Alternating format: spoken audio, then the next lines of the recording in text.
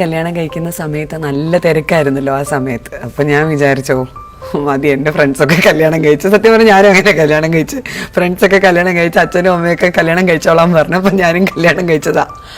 അപ്പോൾ അങ്ങനെ കല്യാണം കഴിച്ചിട്ട് അപ്പം എനിക്ക് ഭയങ്കര ഹാപ്പി ആയിരുന്നു. ഇനിയിപ്പോൾ പീസ്ഫുൾ ആയിരിക്കും, ഇനിയിപ്പോൾ രാവിലെ എഴുന്നേറ്റ് പോകണ്ട, നേരത്തെ എഴുന്നേക്കണ്ട, രാത്രി ഉറക്കം പ്രശ്നമില്ല എന്നൊക്കെ പറഞ്ഞ് ഞാൻ അങ്ങനെ. പക്ഷെ ഈ കല്യാണത്തിൻ്റെ ഒരു ആരവങ്ങളും ബഹളവും ഒക്കെ കഴിഞ്ഞിട്ട് എന്നെ ബോംബെയിലേക്കാണല്ലോ കല്യാണം കഴിഞ്ഞ് ഞാൻ ഹസ്ബൻഡോട് ബോംബെയിലേക്കാണ് പോയത്. അപ്പം ഞാനും സന്തോഷേട്ടനും മാത്രമേ ഉള്ളൂ ഈ വീട്ടിൽ. എൻ്റെ വീട്ടിലാണെങ്കിലും കൂട്ടുകുടുംബമാണ്, അപ്പൂപ്പൻ അമ്മൂമ്മ, വീട്ടിൽ കുറേ ആൾക്കാരുണ്ട്. പിന്നെ ഞാൻ വർക്ക് ചെയ്യുന്ന സ്ഥലവും എല്ലാ ദിവസവും ഞാൻ 100-150 ആൾക്കാരെ വെച്ച് ഇങ്ങനെ കണ്ടുകൊണ്ടിരിക്കുക. നമ്മൾ പോകുന്ന ഫങ്ഷൻസിനാണെങ്കിലും ഷൂട്ടിനാണെങ്കിലും ഒക്കെ. പെട്ടെന്നാണ് ഫ്ലാറ്റ്, ഞാൻ ഫ്ലാറ്റിൽ ജീവിച്ചിട്ടുമില്ല, വീട്ടിൽ മാത്രമേ, ഞാൻ എപ്പോഴും വീട് പറമ്പ് അങ്ങനെയുള്ള സ്ഥലത്ത്. പിന്നെ ഹോട്ടൽ എന്ന് വെച്ചാൽ നമ്മൾ കുറച്ച് നേരമല്ലേ, രാത്രി വന്ന് കിടക്കാൻ മാത്രമല്ലേ പോകുന്നുള്ളൂ.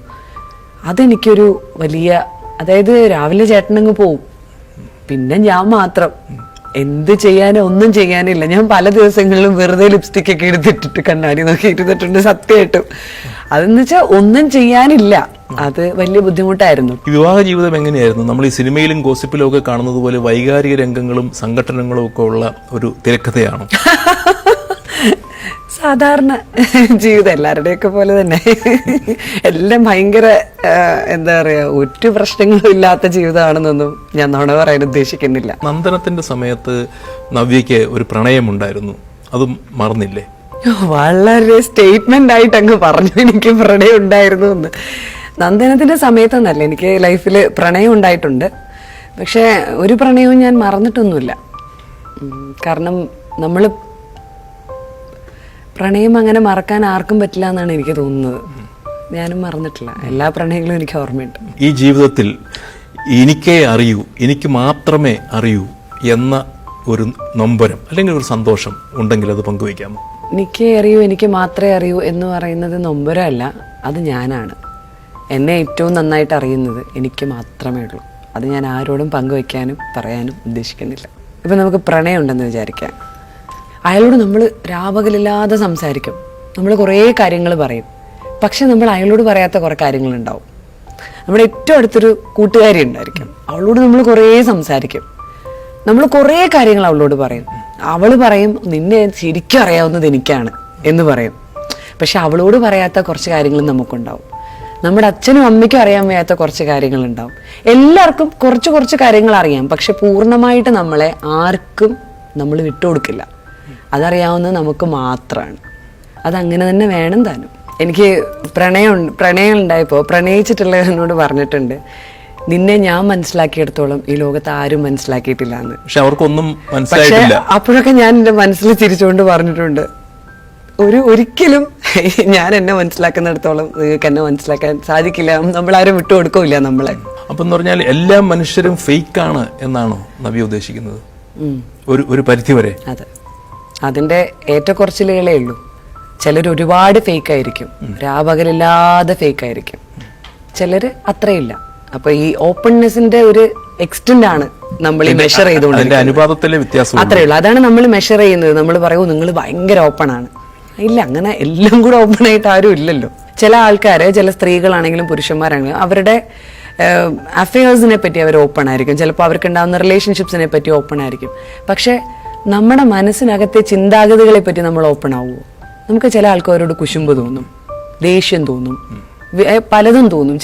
ഒരു കാര്യമില്ലാതെ ചിലപ്പോൾ നമ്മൾ ചില വ്യക്തികളോട് ഒരു വിരോധം തോന്നും. അയാൾ നമുക്കൊന്നും എതിരെ ചെയ്തിട്ടുണ്ടാവില്ല, നമുക്കറിയാം ഉള്ളിൻ്റെ ഉള്ളിൽ എൻ്റെ ഉള്ളിൽ ഇങ്ങനത്തെ ഒരു പ്രശ്നമുണ്ടെന്ന്. പക്ഷെ നമ്മളിത് ആരോട് ഷെയർ ചെയ്യില്ല. ഈ ലോകത്ത് എനിക്ക് തോന്നുന്നില്ല ആരും നമ്മളല്ലാതെ നമ്മളെക്കുറിച്ച് വേറെ ആരും ബോധവടല്ല. നമ്മുടെ ഒരു പ്രശ്നം നമ്മൾ കാശ് കൊടുത്തൊരു കൗൺസിലറിൻ്റെ അടുത്ത് പോയി പറഞ്ഞാലും ഇത് കേട്ടിരിക്കാൻ ഒരാളില്ല എന്നുള്ളൊരു സാഹചര്യത്തിന് പകരം നമ്മൾ കാശ് കൊടുത്തൊരാളിനെ കേൾക്കാൻ വെക്കുന്നു എന്നുള്ളതല്ലാതെ നമ്മൾ നമ്മളോട് തന്നെയായി കൗൺസിലറായിട്ട് പറഞ്ഞുകൊണ്ടിരിക്കുന്നത്. ഇത് വീട്ടിലിരുന്ന് കണ്ണാടി നോക്കി പറഞ്ഞാലും മതി, നമ്മളെ നമുക്ക് തന്നെ കറക്റ്റ് ചെയ്യാൻ പറ്റും നന്നായിട്ട്. നമ്മുടെ പ്രശ്നങ്ങൾ, നമ്മുടെ കുഴപ്പങ്ങൾ നന്നായിട്ട് മനസ്സിരുത്തി നമ്മളൊന്ന് ആലോചിച്ചാൽ നമുക്ക് തന്നെ അറിയാം. എനിക്ക് എന്താ പ്രശ്നം എന്ന് വെച്ചാൽ, ഇപ്പം എനിക്ക് എന്തെങ്കിലും ഒരു പ്രോബ്ലം വന്നാൽ പുറത്തേക്ക് പോയി ഞാൻ ആരോടെങ്കിലും ഷെയർ ചെയ്ത് കഴിയുമ്പോൾ എനിക്കിങ്ങനൊരു ഫേമസ് ആയിട്ട് വെച്ചാൽ പുറത്ത് അറിഞ്ഞു കഴിഞ്ഞാൽ സെൻസിറ്റിവിറ്റി ഒരു ഇതുണ്ടല്ലോ, സെൻസിറ്റീവ് ആണല്ലോ നമ്മുടെ ഇഷ്യൂസ്. അതുകൊണ്ട് പലപ്പോഴും പറയാൻ അത്ര എളുപ്പമല്ല. അപ്പോൾ എനിക്കൊരു കൗൺസിലറിനെ കണ്ടു പറയാൻ പറ്റില്ല. നമുക്ക് എന്തെങ്കിലും ഒരു ഇഷ്യൂ ഉണ്ടെങ്കിൽ, അങ്ങനെ ഇപ്പോഴാണ് ഇങ്ങനത്തെ ഒരു രീതിയൊക്കെ വന്നത്. പണ്ട് കൂട്ടുകുടുംബങ്ങളൊക്കെ ആകുമ്പോൾ നമ്മൾ അച്ഛനോടും അമ്മയോടും ഒക്കെ പറഞ്ഞു തന്നെ എല്ലാം പ്രശ്നങ്ങളൊക്കെ അവിടെ തന്നെ തീരും, എന്ത് ഇഷ്യൂസ് ആണെങ്കിലും നമ്മുടെ മനസ്സിലുള്ള. ഇപ്പം ഇല്ല, ഇനി പോട്ടെ, അത് ന്യൂക്ലിയർ ഫാമിലിയൊക്കെ വിടാം. എന്നാലും പിന്നീട് എനിക്ക് മനസ്സിലായ എന്താ പറയുക, ഞാൻ ഈ ചെറിയ ചെറിയ മെഡിറ്റേഷൻ അങ്ങനെയുള്ള കാര്യങ്ങളൊക്കെ ചെയ്തപ്പോൾ എനിക്ക് മനസ്സിലാക്കാൻ കഴിഞ്ഞൊരു കാര്യം, ഈ മെഡിറ്റേഷൻ കൊണ്ടും എല്ലാം കൊണ്ടും ഉദ്ദേശിക്കുന്നത് ഒന്നേ ഉള്ളൂ, നമ്മുടെ ഉള്ളിൽ തന്നെ ഉണ്ട് പ്രശ്നങ്ങളും അതിൻ്റെ ഉത്തരങ്ങളും, ചോദ്യങ്ങളും ഉത്തരങ്ങളും നമ്മുടെ ഉള്ളിൽ തന്നെ ഉണ്ട്. നമ്മൾ നമ്മളോട് തന്നെ ചോദിക്കുക, ഇത് അവിടുന്ന് തന്നെ നമുക്ക് അതിൻ്റെ കറക്റ്റായിട്ടുള്ള സൊല്യൂഷൻ കിട്ടും. ഈ ഗുരുവായൂരപ്പൻ്റെ അടുത്ത് ചെല്ലുമ്പോഴും ഈ ദുഃഖഭാരങ്ങളൊന്നും ഇറക്കി വെക്കില്ലേ? എല്ലാം ഇറക്കി വെക്കും. ഞാൻ മൂപ്പരടുത്ത് കാര്യങ്ങളൊക്കെ ഇങ്ങനെ നിന്ന് വർത്താനം പറയണ പോലെ പറയും. എൻ്റെ കൗൺസിലറും എൻ്റെ മെഡിറ്റേറ്ററും എൻ്റെ ഓൾ ഇൻ ഓൾ ഗുരുവായൂരപ്പനാ. ഒരു ആശ്രമ ജീവിതത്തിലേക്ക് പോയാലോ എന്നൊക്കെ ആലോചിച്ചോ? ആലോചിച്ചിട്ടുണ്ടായിരുന്നു. ആലോചിച്ചിട്ട് ആശ്രമം വരെ എത്തി, പക്ഷെ തിരിച്ചു പോന്നു. ജീവിതത്തിൽ എങ്ങനെയുള്ള സ്ത്രീയാണ് നവ്യ? ഈ കുലസ്ത്രീ എന്ന ഗണത്തിൽ പെടുവോ? ഞാൻ കുലസ്ത്രീ ഒന്നല്ല, ഞാനൊരു സാധാരണ സ്ത്രീ. ഞാൻ എൻ്റെ അമ്മയൊക്കെ ഇല്ല, എൻ്റെ അമ്മയൊക്കെ വീട്ടിലെല്ലാ കാര്യങ്ങളും, അതായത് കൂട്ടാനെല്ലാം ഉണ്ടാക്കണം. രാവിലെ 9 മണിക്ക് മുമ്പ് സ്കൂളിൽ പോകണം. അമ്മ ടീച്ചറാണ്. അപ്പൊ എല്ലാ ഭക്ഷണവും ഉണ്ടാക്കി എല്ലാവരുടെയും ബാഗിന്റെ ടേബിളിന്റെ അവിടെ കൊണ്ടുവന്ന് വെച്ച് ഞങ്ങൾ കറക്റ്റായിട്ട് ഇഡ്ഡലി 2 കഴിച്ചോ എന്ന് ശ്രദ്ധിച്ച്, വീട്ടിൽ അപ്പൂപ്പനുണ്ട്, അപ്പൂപ്പന്റെ കാര്യങ്ങൾ നോക്കി ഇങ്ങനെ എല്ലാം ചെയ്ത് അമ്മ ഇങ്ങനെ പറക്കും വീട്ടില്. അപ്പം സൂപ്പർ വുമണാണ്. അതിനിടെ ഞങ്ങളെ വഴക്കും പറഞ്ഞ് ചിലപ്പോൾ തലേദിവസം ചോറ് കൊണ്ടുപോയ പാത്രം ബാഗിൽ തന്നെ വെച്ചേക്കുമായിരിക്കും. അതിന് കിടന്ന് ഒച്ച വെച്ച് വിളിച്ച് തിരിച്ചു കൊണ്ടുവരുമ്പോൾ ഞങ്ങളെ നല്ല പിച്ചൊക്കെ തന്ന്. അപ്പൊ ഇതെല്ലാം ചെയ്യുന്നത് ഭയങ്കര, എല്ലാ കാര്യത്തിലും അമ്മയുടെ കണ്ണെത്തും. അതാണ് എനിക്ക് ഒരിക്കലും പറ്റത്തില്ല. ഏതെങ്കിലും ഒരു കാര്യത്തിൽ എന്റെ കണ്ണെത്തുള്ളൂ. അപ്പൊ ഒരു കാര്യം ചെയ്തിട്ട് എന്റെ മോനെന്നെ കളിയാക്കും. അമ്മ വായിച്ചുകൊണ്ടിരുന്ന പിന്നെ വായന മാത്രം, അമ്മ കുക്ക് ചെയ്തോണ്ടിരുന്ന പിന്നെ കുക്കിങ് മാത്രം. ഞാൻ എൻ്റെ അമ്മയടുത്തും പറയും, കുറച്ചൊക്കെ കഴിഞ്ഞപ്പോഴത്തേക്ക് അമ്മയ്ക്കൊക്കെ വയ്യാതെയായി. എല്ലാം കൂടെ ചെയ്യാൻ ശ്രമിക്കും. എന്തിനങ്ങനെ? നമ്മൾ അത്രയും ഒരുപാട് പ്രായത്തിനും ഒരു മനുഷ്യന് കഴിയാവുന്നതിനപ്പുറത്തെ സ്ട്രെസ്സാണ്. പുരുഷന്മാരൊരിക്കലും അങ്ങനെ ചെയ്യാറില്ല. അതുകൊണ്ട് അവർ വളരെ ക്വാളിറ്റേറ്റീവായിട്ട് വർക്ക് ചെയ്യും. സ്ത്രീകൾ ക്വാണ്ടിറ്റിയാണ്. ക്വാളിറ്റി പലപ്പോഴും എത്താൻ സാധിക്കാത്തത് അവർക്ക് കഴിവില്ലാഞ്ഞിട്ടല്ല, മറിച്ച് 100 കാര്യങ്ങൾ അവർ ഒരുമിച്ച് ചെയ്യാൻ ശ്രമിക്കുന്നുണ്ടാണ്. നമ്മൾ സാഹചര്യത്തിൻ്റെ സമ്മർദ്ദം കൊണ്ട് മൾട്ടി ടാസ്കർ ആയി പോകുന്നതാണ്. കാരണം എന്ത് ചെയ്യാൻ പറ്റും? രാവിലെ ഒരു 5 മണിക്ക് എഴുന്നേറ്റ്, സാധാരണ ഒരു ജോലിക്ക് പോകുന്നൊരു സ്ത്രീ ആണെങ്കിൽ രാവിലെ 5 മണിക്ക് എഴുന്നേക്കണം, അല്ലെങ്കിൽ 5:30 ആകുമ്പോൾ എഴുന്നേക്കണം. രാവിലത്തേക്കുള്ള ഭക്ഷണം ഉണ്ടാക്കണം, ഉച്ചക്കത്തേക്കുള്ള ഭക്ഷണം ഉണ്ടാക്കണം, പിള്ളേർക്കുള്ള ഭക്ഷണം ഉണ്ടാക്കണം, രാവിലെ പിള്ളേർക്ക് കൊടുക്കണം. ഇതിനിടയിൽ ചിലപ്പോൾ കുളിക്കാൻ കയറിയിരിക്കുന്ന പിള്ളേരും ചിലപ്പം ഭർത്താവ് അടക്കം തോർത്ത് എന്ന് വിളിച്ചു പറയും, അല്ലെ ടവൽ എന്ന് വിളിച്ചു പറയുമ്പോൾ അടുക്കളയിൽ ഇതുവരെ നമ്മൾ ചിലപ്പോൾ കൊണ്ടു കൊടുക്കേണ്ടി വരുന്ന ഒരു സ്ത്രീ മൾട്ടി ടാസ്കർ ആയി പോവാണ്. Given an option, they will never do it. എൻ്റെ അമ്മയ്ക്ക് പുസ്തകം വായിക്കാൻ വളരെ ഇഷ്ടമാണ്. ഏതൊരു ഒരു കഷ്ണം, ഒരു മാസികയോ ഒരു പുസ്തകം കിട്ടിയാലും അമ്മ പെട്ടെന്ന് എടുത്ത് വായിക്കാൻ ശ്രമിക്കും.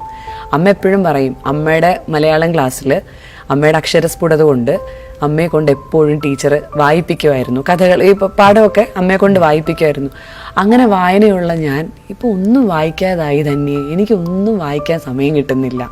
അമ്മ ഇപ്പോൾ പെൻഷനായി കഴിഞ്ഞിട്ട് ഇപ്പോൾ ഇരുന്ന് അമ്മ പറയുക, ഞാൻ എത്ര വായിച്ചുകൊണ്ടിരുന്ന എനിക്ക്. അപ്പോൾ എവിടെയാണ് അമ്മയ്ക്കത് പറ്റാതെ പോയത്?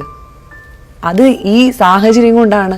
അമ്മ ടീച്ചറാണ്, അമ്മയ്ക്ക് പഠിപ്പിക്കണം, ഞങ്ങളെ പഠിപ്പിക്കണം, വീട്ടിലെ കാര്യങ്ങൾ നോക്കണം, സ്കൂളിലേക്കുള്ളത് പ്രിപ്പയർ ചെയ്യണം. ഇതിനിടയിൽ എവിടെയാണ് ഒരു ശരാശരി സ്ത്രീക്ക് സമയം കിട്ടുന്നത് പാഷൻ നോക്കാൻ? ഈ പരമ്പരാഗത രീതിയിൽ ഒരു നല്ല ഭാര്യ, നല്ല അമ്മ, നല്ല മരുമകൾ അങ്ങനെ പേരെടുക്കണമെന്ന് ആഗ്രഹിക്കില്ല? അതോ ഇതൊന്നും എൻ്റെ റോളല്ല എന്ന മനോഭാവമാണോ? ഞാനൊരു ഭാര്യയാണ്, ഒരു മകളാണ്, മരുമകളാണ്, ഒരു അമ്മയാണ്. എന്താണ് നല്ല ഭാര്യ, നല്ല മകൾ, നല്ല മരുമകൾ? സർ, ഞാൻ ആത്യന്തികമായിട്ട് ആഗ്രഹിക്കുന്നത് ഒരു നല്ല മനുഷ്യ സ്ത്രീ ആവാനാണ്. ആരെയും വേദനിപ്പിക്കാൻ കഴിവതും ശ്രമിക്കാതിരിക്കുക. ഇപ്പം എൻ്റെ മകനാണെങ്കിൽ അവനെ ഓൺ ചെയ്യാനല്ല ഞാൻ ആഗ്രഹിക്കുന്നത്. അതായത് നീ എൻ്റെ മകനാണ്, ഞാൻ പറയുന്നത് നീ കേട്ടേ പറ്റൂ എന്നല്ല. ഇതാണ് എൻ്റെ അഭിപ്രായം, നിനക്ക് ഇതാണ് നീ ചെയ്യേണ്ടതെന്നാണ് ഞാൻ വിചാരിക്കുന്നത്. പക്ഷെ നിന്റെ ഇഷ്ടമാണിത്. ഉറപ്പായിട്ടും ആ സ്വാതന്ത്ര്യം ഒരു മകനെന്നുള്ള രീതിയിൽ അവന് കൊടുത്ത്, മറ്റുള്ള എല്ലാ സഹജീവികൾക്കും സ്വാതന്ത്ര്യം കൊടുത്ത്, നമ്മുടെ ശരി മറ്റുള്ളവരിലേക്ക് അടിച്ചേൽപ്പിക്കുന്ന ഒരു സിസ്റ്റം ശരിയാണെന്ന് എനിക്ക് തോന്നുന്നില്ല. അതാരും ആരോടും, എല്ലാവർക്കും അവരവരുടേതായ ഇഷ്ടങ്ങളും അനിഷ്ടങ്ങളും ഒക്കെ ഉണ്ടാവും. എനിക്ക് സിനിമ കാണാൻ ഇഷ്ടമാണ്, എൻ്റെ ഭർത്താവിന് ഇഷ്ടമല്ല. അല്ല, എൻ്റെ കൂടെ സിനിമ കാണാൻ വന്നേ പറ്റൂ എന്ന് എനിക്ക് നിർബന്ധിക്കാൻ പറ്റില്ല. പക്ഷേ സ്നേഹത്തിൻ്റെ പുറത്താണെങ്കിൽ വേണമെങ്കിൽ നമുക്ക് ആ ഇഷ്ടം ആ വ്യക്തിയോടുള്ള ഇഷ്ടം കൊണ്ട് നമുക്കത് മാറ്റാം. അതല്ലാതെ സ്നേഹത്തിൻ്റെ പുറത്ത് വരുത്തുന്ന ചെറിയ ചെറിയ എന്താ പറയുക അഡ്ജസ്റ്റ്മെൻറ്റുകൾ ഉണ്ടല്ലോ, സ്നേഹം കൊണ്ട് ചെയ്യുന്നത്, അതൊഴിച്ചാൽ മറ്റുള്ളവരെ നിർബന്ധിപ്പിച്ച് ചെയ്യുന്നത് എന്തിനും പൂർണ്ണത ഉണ്ടാവില്ല. ചെറിയ കാര്യത്തിൽ തന്നെ ഡിപ്രഷനിലേക്ക് പോകുന്ന ഒരു സ്വഭാവം നവിക്കുണ്ടോ? മൂഡ് സ്വിങ്സ് ഉണ്ട് എനിക്ക്. ഡിപ്രഷൻസ് വരും. ഡിപ്രഷൻ അല്ല, ഒരു മൂഡ് ഓഫ് അത്രയൊക്കെ പറഞ്ഞാൽ മതി. കാരണം ഡിപ്രഷൻ എന്ന് പറയുന്ന ഒരു വലിയ ഒരു ക്ലിനിക്കൽ ടേം അല്ലേ. ചെന്നൈയിലുള്ള എൻ്റെ ഒരു സുഹൃത്ത്, ഒരു സ്ത്രീ സുഹൃത്ത്, സിവിയർ ക്ലിനിക്കൽ ഡിപ്രഷൻ ഉള്ള ഒരു സുഹൃത്താണ്. ഒരുമിച്ച് ഞങ്ങളൊരു സ്ഥലത്തുണ്ടായിരുന്ന ദിവസങ്ങളിലെല്ലാം ഇതിനെപ്പറ്റി സംസാരിക്കും. അപ്പം എൻ്റെ പ്രശ്നങ്ങളും ഞാൻ പറയും. അപ്പം എൻ്റെ അടുത്ത് പറഞ്ഞു തന്നു, ചേച്ചി, അതായത് നീ അനുഭവിക്കുന്നതിന് ഡിപ്രഷൻ എന്ന് പറയുക പോലും ചെയ്യരുത്. കാരണം നമ്മൾ അനുഭവിക്കുന്ന ആ ചെറിയ ചെറിയ വിഷമത്തിന് ഡിപ്രഷൻ അതിനേക്കാൾ വളരെ മുകളിലുള്ള ഒരവസ്ഥയാണ്. അത് പറയാനുള്ള അർഹതയില്ല എൻ്റെ വിഷമങ്ങൾക്ക്. നൈമിഷികമായ ചെറിയ ചെറിയ കാര്യങ്ങൾക്ക് പോലും ആ സ്റ്റിഗ്മ ഇപ്പൊ ഇല്ലാത്തത് കൊണ്ട് തന്നെ വേണ്ടതിനും വേണ്ടാത്തതിനും ഒക്കെ നമ്മൾ ഡിപ്രഷനാണെന്ന് പറയാം. ചെറിയ കുട്ടികൾ വരെ ഐ ആം സോ ഡിപ്രസ്ഡ്, എനിക്ക് ഭയങ്കര ഡിപ്രഷൻ ആയിപ്പോ എന്ന് പറയുന്ന ഒരു അവസ്ഥയിലേക്ക്. പണ്ട് നമുക്ക് ചെറിയ കുട്ടികൾക്കൊന്നും ബോറടിയൊന്നുമില്ല.